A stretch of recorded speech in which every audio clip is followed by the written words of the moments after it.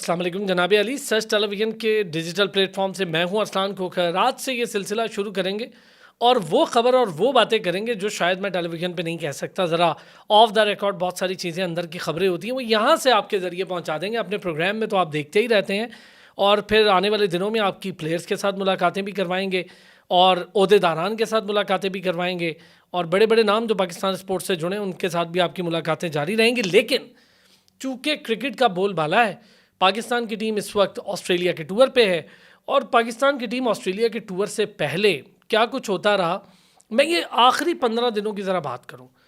आखिरी 15 दिन पाकिस्तान क्रिकेट के लिए बड़े ही ड्रामाई, जादुई और तिलिस्माती रहे। कैसे रहे? एक टेस्ट मैच हुआ इंग्लैंड और पाकिस्तान के दरमियान। पाकिस्तान ने 500-550 रन किए, उन्होंने 800 प्लस रन कर दिए। हैरत की बात है, 500 प्लस रन करने के बाद पाकिस्तान की टीम हार गई। उन्होंने 800 रन किए, वो जीत गए। लग यूँ रहा था मुसलसल कुछ 6 सीरीज़ अजीब तरीके से हम हारे। 2021 से काल पड़ा हुआ था पाकिस्तान क्रिकेट में को मैच जीतने का। हारते चले जा रहे हैं, हारते चले जा रहे हैं। ऐसा क्या हुआ पाकिस्तान क्रिकेट को कि हम 2021-22 के बाद से हारते चले जा रहे हैं? और 2022 के बाद से तो बाबर आजम का बल्ला भी खामोश हो गया। हमारा टॉपेस्ट प्लेयर, हमारी शान बाबर आजम।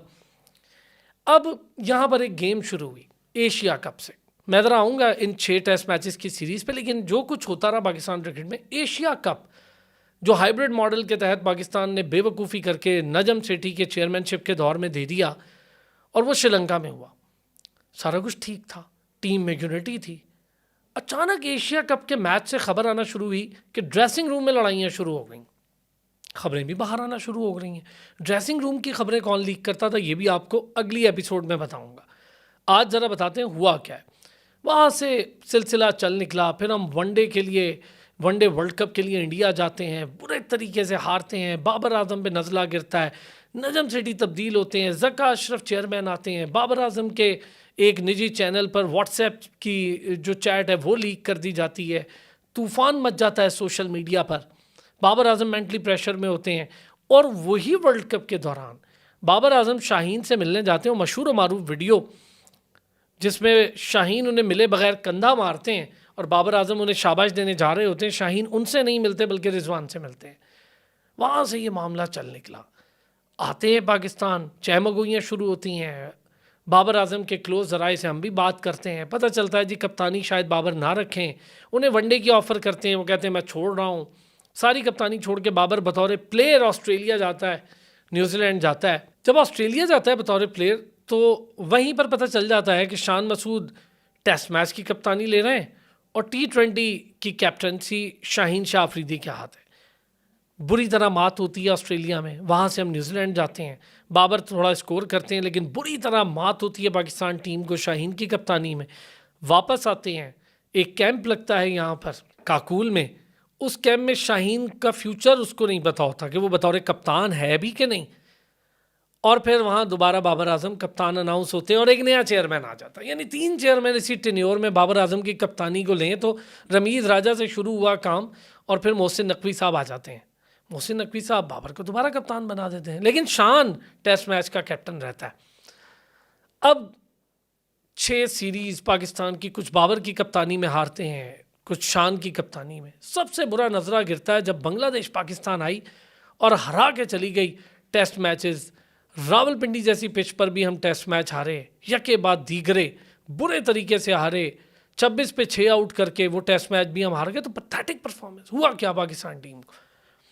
इसी तरह इंग्लैंड का मैच हुआ जिस पर मैं पहले बात की थी, वापस आ गया हूँ वहाँ पर। एक दिन पहले इंग्लैंड का मैच जब ख़त्म हुआ तो कोई तसव्वुर नहीं कर सकता था, इन 15 दिनों की अब बात करेंगे हम, कोई तसव्वुर नहीं कर सकता था कि बाबर आजम, शाहीन शाह अफरीदी और नसीम शाह के बगैर भी पाकिस्तान क्रिकेट का कोई तसव्वुर है। सोच भी नहीं सकता था कोई। तब्दीली रोनमा होती है, सिलेक्शन कमेटी तितर बितर हो जाती है। आकिब जावेद जो कि श्रीलंका में बॉलिंग कोच कंसल्टेंट के फ़राइज़ अंजाम दे रहे होते हैं, पाकिस्तान घूमना शुरू कर देते हैं। हम भी खबरें ढूंढते हैं, पता लगता है जी आकिब जावेद साहब सिलेक्टर बन गए। और सिलेक्टर बनने से कुछ अर्सा पहले आकिब जावेद साहब मेरे ही सच टेलीविज़न के प्लेफील्ड शो में आए और ये सारी डिटेल उनसे वहाँ डिस्कस हुई थी, तो अंदाज़ा हो गया था। अब वो आते हैं, सिलेक्टर बनते हैं और चीफ सिलेक्टर टाइप पावर्स उनके पास होती है। अलीम डार आ जाते हैं। अलीम डार सिलेक्शन टीम में आ जाते हैं जो कि अंपायर हैं। यहाँ से काम शुरू होता है।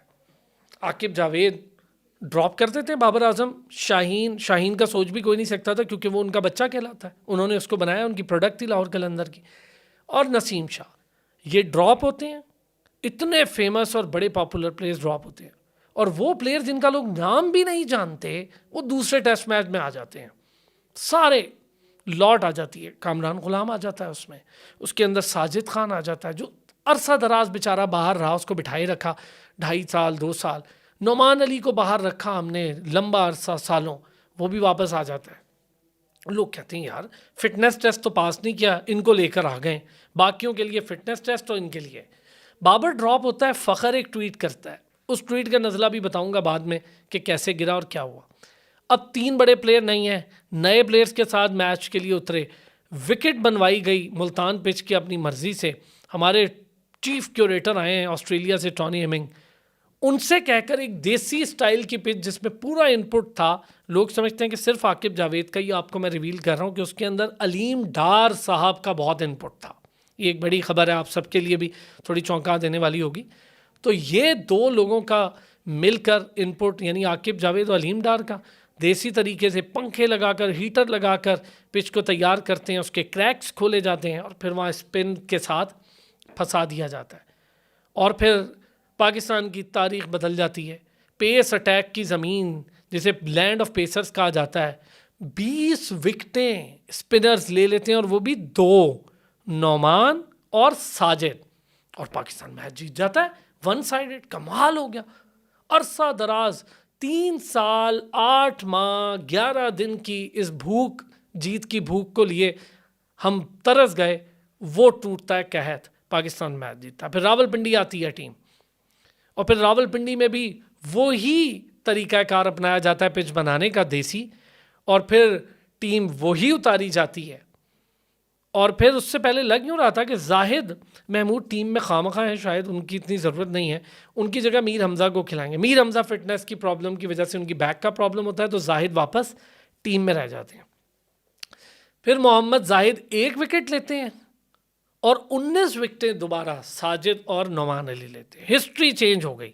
2 टेस्ट मैचेस, 181 ओवर्स में 39 विकेटें 2 प्लेयर्स ने ली, और पाकिस्तान 6 टेस्ट मैचेस के कहत के बाद होम सीरीज़ पर 2021 के बाद से अब आके बिल आखिर पाकिस्तान टेस्ट सीरीज़ जीतता है, और दुनिया की तगड़ी टीम से।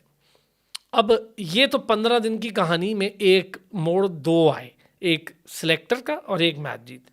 तीसरा मोड़ आया, कप्तान कौन होगा। कभी सलमान अली आगा, कभी कोई, कभी फ़खर। इन बिटवीन फ़खर के ट्वीट से नज़ला गिरता है, फ़खर को ऑस्ट्रेलियन टूर से बाहर कर दिया जाता है। अब आकिब जावेद चूँकि एक बड़े सख्त मिजाज और जाने जाते हैं, और काम में भी बड़े कॉम्पिटेंट हैं, लेकिन हमारी बड़ी अजीब रिवायत होती है। हम तो कहते हैं कप्तान कौन आएगा, इधर मसला पड़ जाता है हेड कोच का। गैरी क्रिस्टन, रातों रात खबर फैल जाती है सारे मीडिया पर, हमें भी मिल जाती है कि गैरी क्रिस्टन रिज़ाइन कर रहे हैं। सुबह उठते हैं तो गैरी क्रिस्टन ही नहीं होते, रिज़ाइन कर देते हैं।